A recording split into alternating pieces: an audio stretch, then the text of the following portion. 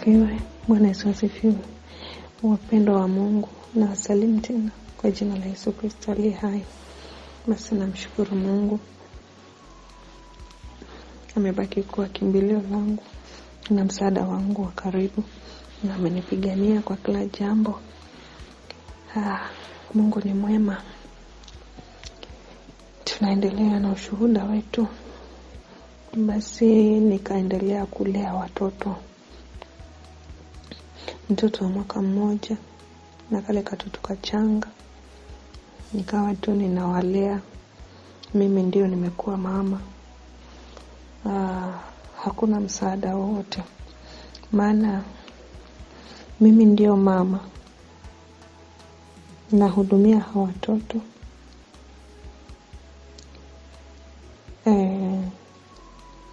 Tena kazi ninafanya hivyo. Huyo mama wa tajiri wangu hataki kujua kama ninachunga watoto wawili. Angalau nipate hata time ya kulala vizuri. Sasa huyu amelala, huyu ameamka. Huyu akilala, huyu mwingine naye ameamka. Na kama tujuavyo, watoto wachanga, ile usiku, masaa ya usiku ndio muda wa kuamka. Anataka kacheze ama kaangalie hivyo. So usingizi unakuwa hakuna. Saa nyingine hata umemweka kwa kuna zile kama kiti hivi, lakini ni kama kakitanda hizo zao huku. So unamweka hapo, unambembelezea hapo mpaka wewe mwenyewe pia unajipata tu umelala. So maisha yakawa magumu. Usingizi hauishi, kila wakati usingizi, kila wakati kelele. Una watoto wawili, tena uambiwa ufanye hizi kazi, tena yule anataka kufanywa hivi, yule anataka kufanywa hivi. Sasa kujigawanya ndio hivyo, huwezi. Uende huku, ufanye kule, umalize, urudi uangalie watoto. Tajiri wangu hataki kujua kuhusu kazi utambao ufanye. Ukimwambia sasa mimi nilikuwa nataka kufanyia mtoto hivi na mamako amenituma hivi, anakuambia hiyo si shida yangu. Shida yangu mimi uangalie watoto.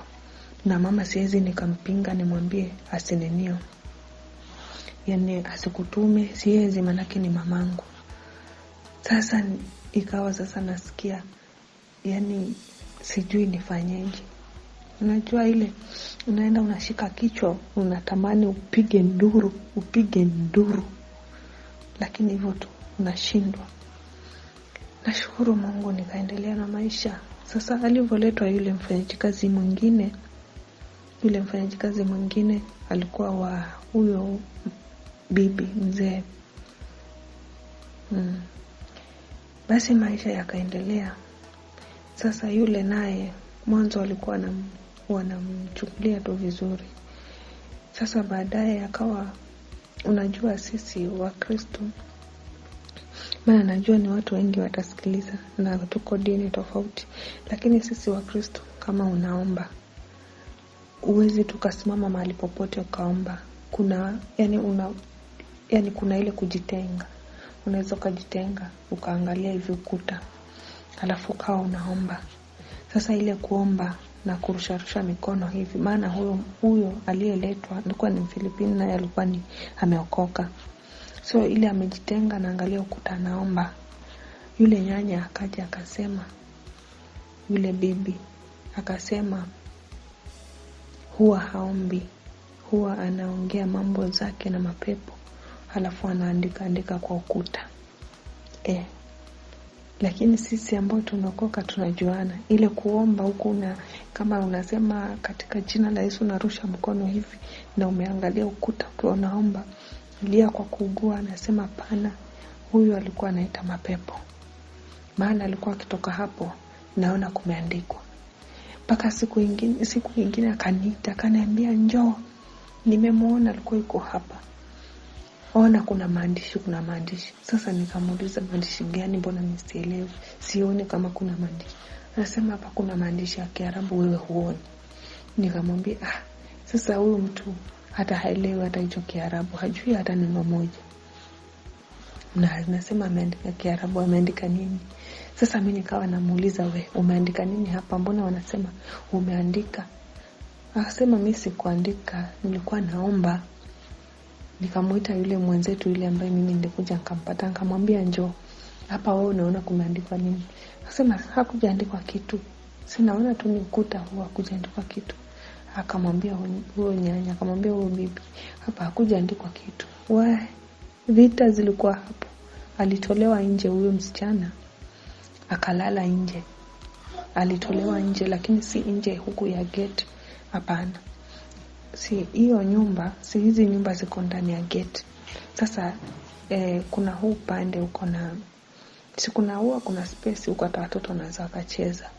Alafu na huo pande wa nyuma pia kuna space nyingine, lakini hiyo huko mwisho hakuna mlango, huko mwisho kumezibwa tu, lakini kuna space. Sasa huku mahali ambako sisi ndio tulikuwa tunaweka bagi zetu, na huko ambako kulikuwa ni hiyo kitchen ya pili, kuna mlango wa kuenda mpaka ufike huko mahali kwenye kuna space, yani na hiyo ukuta. Alafu huko mbele kumefungwa. Sasa kwa huu mlango, wacha ule mlango wetu wa chooni, kuna mlango mwingine ndio utoke uingie huo upande wa nini wa ukuta kama hiyo fence hivyo. Hapo kuna mlango, walimtoa huko nje kabisa huko. Alafu wakafunga mlango, akasema huu mlango mtu akifungua huu mlango atakitambua. So tukaingia sisi, tukarudi, tukaenda. Sasa tunaulizana, huyu mwenzetu atalala huko, huyu mwenzetu tutamfanyaje? So tunajiuliza. Yule mwenzangu akasema, wewe chukua ninio, chukua hizi ninio bedsheet yake, umpelekee huko, uende ukamuite, umwekee hapo chini, ufungue pole pole, maana huo mlango ni ile grill ile, lakini kwa haikubanishwa na kifuli. Sasa ufungue pole pole, na hapo kwenye huo mlango kuna dirisha. Hilo dirisha ni la choo cha huyo mama ambacho wanatumia na huyo bibi. So ufungue pole pole, sahi wamelala, umuite. Maana nikienda mimi, nikipatikana mimi nitauliwa. Afadhali wewe watakutukana lakini hawatakupiga. Sasa nikamwambia ni sawa. Nikatoka, nikachukua hiyo blanket yake na ninio na nini hiyo pillow. Nikaenda nikafungua pole pole mlango, nikamuita. Akaja, nikamwambia chukua, uende ukatandike huko ulale. Akaenda huko akatandika, na nikafunga mlango nikarudi. Sikulala hiyo siku. Sikulala kabisa. Maana nilikuwa nafikiria, yani maisha haya ni maisha gani na yenye napitia. Tena ni mgeni huyo. Ni mgeni, hajamaliza hata mwezi.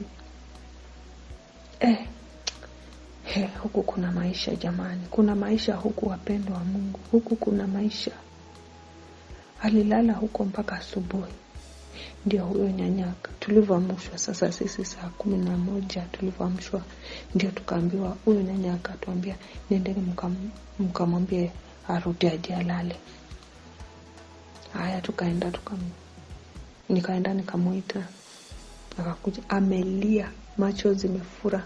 Maana unajua huku, jambo la kwanza sio kwenu. Jambo la pili, kitu ambacho tulikuwa tunaogopa, mimi nilikuwa naogopa na yeye alikuwa anaogopa, ni hizi mambo na mapepo, majini hizi. Tunaogopa kabisa yani, na najua hakuna mtu ambaye haogopi. So umetolewa nje na mlango umefungwa. Ni Mungu tu.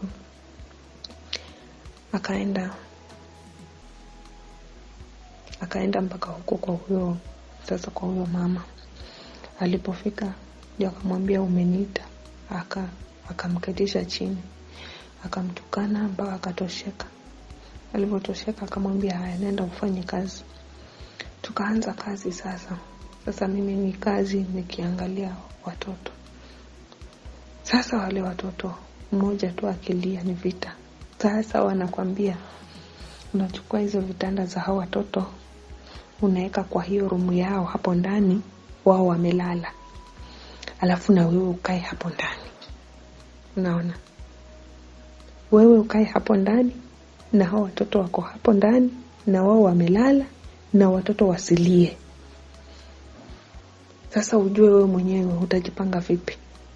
Hawa watoto wasilie maana wamelala. Akilia mmoja wakiamka ni vita. Kwa nini? Kwa nini umeacha mtoto amelia? Sasa yani mpaka ni hata unashindwa kabisa, unashindwa kitu ya kufanya, unashindwa. Yani huku kama isingekuwa Mungu, hiyo kichaa nafikiri hiyo kichaa ingenipata mimi huku. Kama isingekuwa Mungu. Sasa ukae hapo wenyewe wamelala. Mimi nimekaa ninasinzia hapo nilipo. Maana labda hata sikulala. Ukibembeleza huyu akilala, huyu mwingine ameamka. Haya, saa nyingine Mungu asaidie wapate usingizi wote. Ndio na mimi niweke kichwa. Paka nikawa namwambia yule mwenzangu, namwambia itabidi wewe ukinisaidia. Kama kuna kazi kule, mimi nitakusaidia. Nifanye haraka ile kazi, wewe uangalie hawa watoto. Halafu nikimaliza zile kazi mimi nitakuja nitalala hata kama ni jisali moja. Halafu wewe utaangalia hawa watoto. Halafu utaniamsha baada ya saa moja, utaniamsha na wewe utaenda utalala. So akawa ananisaidia. Anakaa na hao watoto, mimi nalala jisali moja. Macho zimefura kwa sababu usingizi ziko red. Macho ziko red. Yani unasikia macho ni mazito ni kama ambaye sijui yameingizwa nini ndani. Lakini nikavumilia tu, nikasema Mungu nipiganie na Mungu niwezeshe. Basi tukaendelea na maisha. Na yule mwenzetu kawa sasa maisha naye yanamwendea vibaya.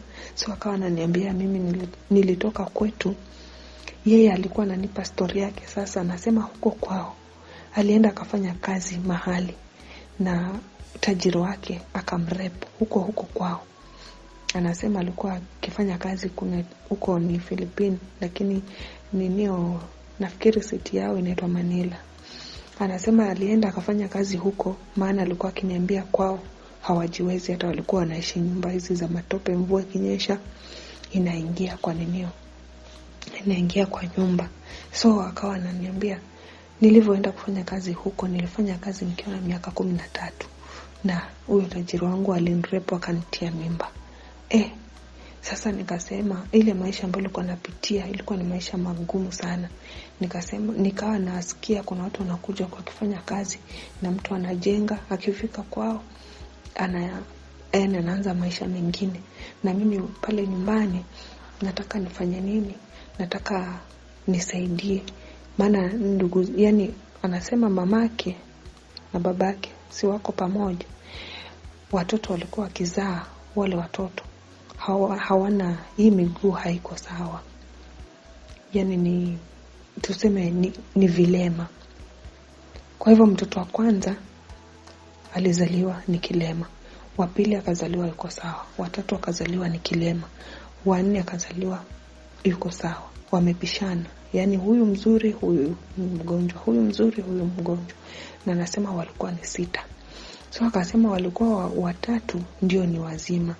Lakini 2 ni wavulana. Hawa ambao ni wazima na yeye msichana mmoja. Sasa alivyoambiwa kuwa kuna hizi chance ndio akasema wacha aje huko. Sasa akawa amechanganya hiyo situation ya huko kwao, halafu na haya maisha yenye amekuja ameyaona. Sasa alivyoenda kufanya hiyo kazi, yule tajiri wake akajua weakness yake huyu ni pesa. Nikimpa pesa nitamshika. Ndio yule tajiri wake akalala na yeye akapata ujauzito. So maisha anasema ndio akawa mabaya, akakuja huku. Kwa hivyo huku kila mtu anakuja na shida zake. Kuna wengine wanakuja kwa sababu anasikia mwenzake alienda, anakuja. Kuna wengine wanakuja na matatizo kabisa. Mtu yuko tayari huku kupitia yote magumu, lakini hawatafanya nini? Atasucceed maisha, yani atasucceed ile ndoto yake itakuwa sawa. Unaona, yani malengo ya ndoto zake ambazo anawaza zitalengana, yani atafanikiwa. Hivyo sasa alipokuja huko ndio akawa sasa ananielezea, ndio akaniambia mimi maisha ya huko nyumbani venye yako si mazuri, lakini nahitaji tu nivumilie, nifanye hata kama ni mwaka mmoja, alafu nifanye nini, nirudi. So tukaendelea kuishi na maisha hayo ya vita kila siku. So kuna wakati ukafika yule bibi yule akawa anasema mimi huyu mfanyikazi wangu simtaki, hata nataka nibadilishe maana si mzuri. Nguo zake kupigwa pasi. Huyo bibi kule kwetu Kenya tumezoea tunaita nyanya. Okay, lakini najua pia utaelewa bibi na nyanya nadhani ni hivyo tu sawa. So yule nyanya akasema alikuwa yani kawaida yake, nguo zake ukipiga pasi unaipindua, unaanza kupiga pasi na ndani, alafu ibadilishe sasa uipige pasi na nje. Alafu si ile pasi tunajua ile steam ile tunaita bokor, hiyo huku tunaita hivyo. So unaipiga ile ambayo ni kama machine ambako kako na ile steam ambayo ukiconnect inatoa ule mvuke. Sasa hiyo ndio unaika unapigia hiyo. Sana watu natumia kupigia hizi mabuibui, lakini yeye nguo zake alikuwa anasema zipigwe na hiyo. So uipendue, uipige kwa ndani, halafu uibadilishe uipige kwa nje. Alafu ukipeleka hiyo nguo jamani, kuna maajabu. Ukimpelekea hiyo nguo iwe iko moto. Nguo kama haiko moto, iko baridi, labda pengine umepiga nguo labda zilikuwa ni nyingi, pengine kama dress kama 5 hivi. Ukifika ni baridi, utaambiwa urege tena uende ukapige. Anakuambia haukupiga hakupiga ndani, umepiga nje peke yake. Kwa nini? Uipige ndani mwanzo. Na si eti kuna baridi ama kuna joto, hivyo tu ndivyo maisha yake yalivyo. So anaweza kupitisha karibia mara 3 akwambia uregelee tukupige. So akawa anasema mfanyikazi wangu si mzuri, hajui kupiga pasi. Haya, hizo nguo zenyewe hazifuliwi na na sabuni, zinafuliwa na shampoo. Ukimfulia na hiyo shampoo anahitaji ufue, alafu utaosha na maji utasuza na maji karibia mara 10. Maana yuko hapo amekusimamia, utakuwa unafua yuko hapo amekusimamia mpaka umalize. Utaenda utazieka kwa hizi tunaita hizi mention hizi tunaita zile zile zinaweza kuwekea nguo. Utaambatana na yeye mpaka hapo ukaweke hizo nguo ndio urudi. Sasa akawa anasema si mzuri maana hajui kufanya chochote. Hajui kabisa. Kwa hivyo hataweza. Anataka kumbadilisha. Sasa kulikuwa na mjukuu wa huyo bibi. Yeye alikuwa na mtoto mmoja. Akamwambia basi kama humtaki, mimi namtaka, maana mimi sina mfanyakazi, mimi namtaka, nipe mimi. So akachukuliwa na huyo mjukuu wake, akawa anafanyia kazi huko. Jamani, Mungu atusaidie, Mungu atuhurumie. Yule msichana alikuwa anafanya kazi huko. Siku moja wakaja wakamwambia ana tabia ya kuwasikiliza kama mtu na bwanake wako ndani ya room, ana tabia kuwasikiliza. Sasa yeye okay, hiyo siwezi jua nikasema ni kweli ama ni uongo. Lakini alivyokuja ndio tukamuuliza, huo unafanya nini? Mbona huo inasemekana huo unaenda ukiwasikiliza, unasimama kwa mlango unawasikiliza usiku kama wamelala. Akasema mimi japo ni mdogo kweli, lakini hiyo tabia siwezi kuifanya. Na tena isitoshe mimi naogopa huku, maana hayo mambo yote tuliambiwa ni wengi sana wamekufa huku. Kwa hivyo mimi najua na hiyo ni kitu ambacho siwezi nikafanya. Lakini yule nyanya alisema, yule bibi sasa alisema alifanya. Na hata yeye hakuwa, maana si huyo mfanyikazi alichukuliwa na mjukuu wake, lakini kila kitu yeye anajua. So akawa ana insist, anasema anajua anajua alifanya. Akasema mimi sikufanya, lakini wakasisitiza wakasema alifanya. Mwisho wa kuishia yule bibi akasema ameiba. Huyo mfanyakazi akaambiwa ameiba. Sasa hapo na hapo kulikuwa kizaazaa. Maana vitu zote zilikuja zikatolewa, zetu, zake, za kila mtu. Maana baada ya kuwa ameenda huko alikaa tu wiki 2 wakarudi. Ndio tukapata hiyo story ya kwa huyo mjukuu wake ndio akaleta hiyo story ya kwa huwa anawasikiliza. Mwisho wa kuishia tukaambiwa hata ameiba. Sasa sote tukafungua kwa room, tukawekwa kwa room moja. Wakaenda wakachukua hizo bagi zetu zote, wakaleta wakamwaga kila kitu hapo nje. Kila kitu kamwagwa hapo. Wakatafuta hawakupata kitu. Haya, wakaviacha hivyo, hawarekeshi, wakaacha hivyo. Ndio tukaja tukatolewa, kila mtu akaenda akachagua vitu zake. Maana zilikuwa zimemwagwa hapo sitting room zote. So tukachagua, kila mtu akachagua zake akaeka kwa bagi, tukaregesha. Hawakupata kitu. Lakini mwishowe huyo alivorudi na huyo tajiri wake, sasa huyo tajiri wake mwingine, huyo mwenye mtoto mmoja, alipofika kule wakasema hata wamemuona ameandika majina. Eti wamempata na karatasi alikuwa ameandika majina, jina la huyo mtoto, jina la huyo tajiri wake na jina la huyo tajiri wake, huyo nyanya mzee. Wamemuona ana karatasi kana hiyo maandishi ya majina. So wakawa na alafu na nywele. So wakawa wanamuuliza, ulitoa wapi haya majina, nani amekupa? Yeye mwenyewe akasema mimi hata sijui majina niliandika lini na niliandika wapi. Hakuna majina yote mimi nimeandika. Sasa na nywele nazo unaambiwa pia nazo ulipatikana na nywele. Anasema mimi sikuona nywele. Sikuona. Basi kama waliona majina wanitolee hizo ninyo. Hiyo karatasi yenye iko na majina, alafu watoe na hizo nywele.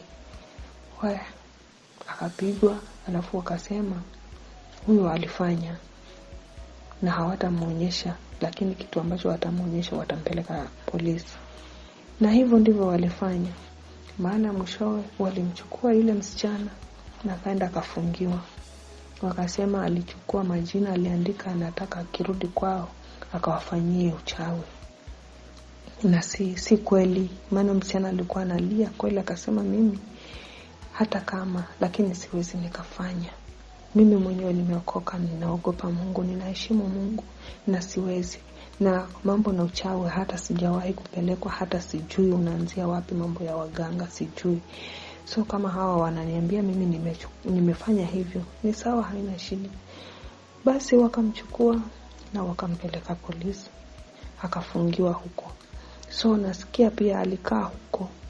Baadaye sasa huyo mama mwenye mtoto mmoja, huyo alikuwa tajiri wake, ndio alikuja akasema eti alipata hapo akiwa yuko hapo ndani, akapatana na polisi mmoja akamkubali, akamwambia ataenda akamfanyie kazi, lakini alipofika huko akawa anapiga mtoto mpaka karudishwa tena sela.